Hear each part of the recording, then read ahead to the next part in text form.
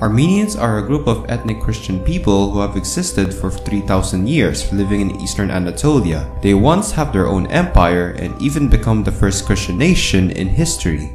In the 16th century, through the Peace of Amasya in 1555, the Ottoman Empire annexed eastern Anatolia.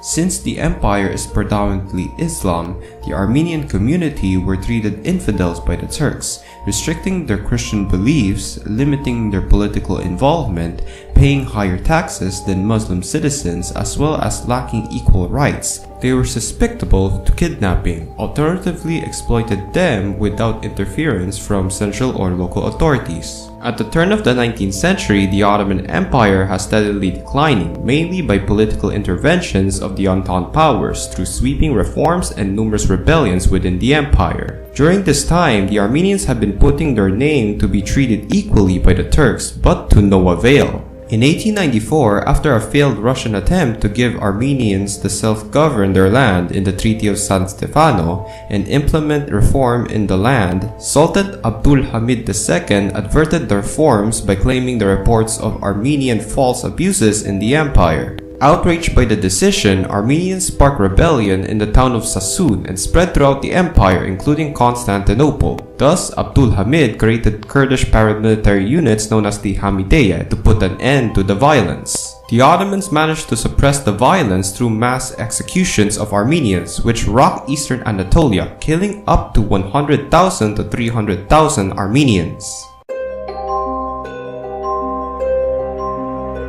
With many Ottomans frustrated of Abdul Hamid's government being a puppet by Europe to sign multiple reforms, seizing parts of Ottoman territories to the likes of Britain, France, and Russia, in 1908 a group of Turkish reformers called the Young Turks deposed Abdul Hamid II and reinstated the country as a constitutional monarchy. Many Armenians supported the Young Turks as they believed it would give them equal freedom in this new Turkish government. However, learned that the true ambitions of the group's plan is not only equality and modernization, but also nationalize the country by getting rid of minorities, including Christians, as they saw it was a new threat. When the Ottomans joined World War I in 1914, Armenians volunteered in the Russian army in the Caucasus against the Turks.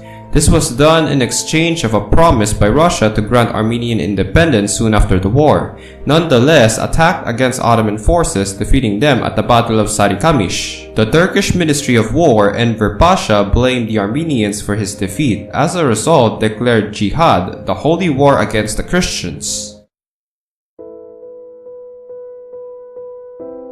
On April 24, 1915, the day that come to know as Red Sunday, Ottoman officials gathered 2,500 Armenian intellectuals in Constantinople, initiating the executions and deportations to concentration camps in the empire, as this coincided with the Allied landing at Gallipoli. A month later, in May 29th, the Turkish government signed the Tashir Law. It enabled the military to deport ethnicities who were enemies of the government and led to increased mass deportations, along with composed of firing squads. Known as the Special Organizations, Armenian men, women, and children were subjugated through confiscations of properties, massacres, drowning, rape, poison by the way of morphine and toxic gas, and forcing Armenians to march out of the Syrian desert, leaving to die without food and water. Many journalists who were there witnessed the events and recorded these atrocities, made their way into newspapers around the world as anti-Turkish sentiment arose, while countries like Britain, France, Russia, and the US condemned the actions of the Turkish government. It is estimated that between 1 million to 1.5 million Armenians, including Assyrians and Greeks, died, while only 100,000 of them survived.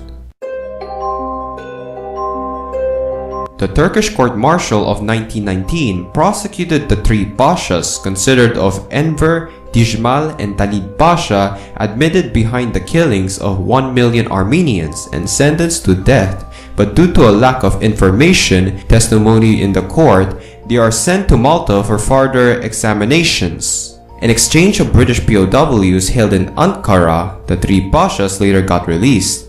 Afterwards, Armenian resistance assassinated members of the freed pashas as part of Operation Nemesis. In 1943, Sir Raphael Lemkin was influenced by the events, coining the extermination of ethnicities as a genocide. Today, the Armenian Genocide is controversial. Why, you may ask? Because the Republic of Turkey denied the atrocities as a genocide. 29 countries have recognized the exterminations as a genocide, and in recent years, Armenians all over the world have been calling out Turkey and the recognition of the word genocide. History is not only to teach us about the past, it gives us the opportunity to connect with people around the world, to voice our mistakes by working together to prevent these horrific events from ever happening again, by keeping it relevant through learning and educate for our children to develop them to be good future leaders.